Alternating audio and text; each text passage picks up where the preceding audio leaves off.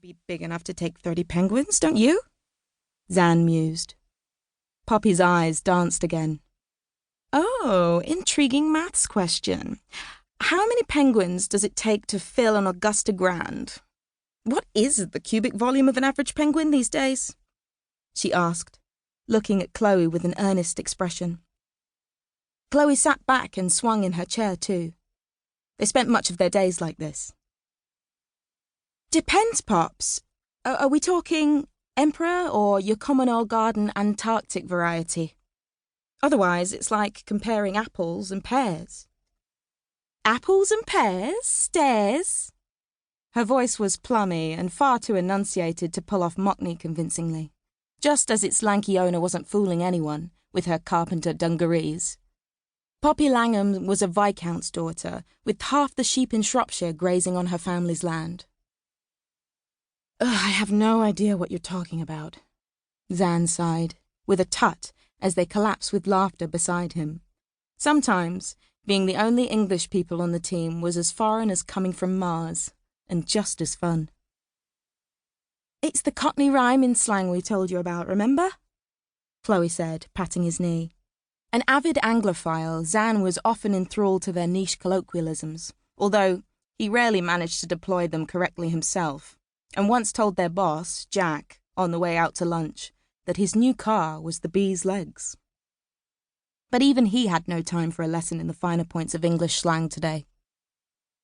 And that helps me with my penguins, how?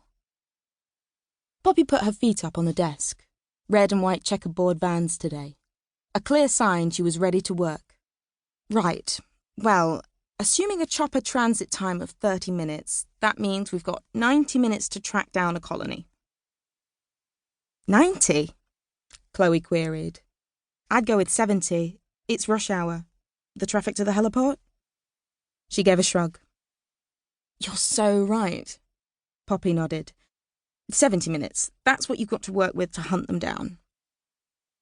Well, all this maths advice is great, Zan said sarcastically, picking up her juice and finishing it off, the sucking of the straw making a wonderful feature of his cheekbones.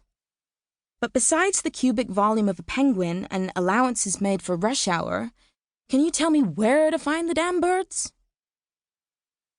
There was a brief hiatus in discussions. Poppy gave a mournful sigh, tapping a finger against her generous lips. I definitely know where you can't get them. The zoo?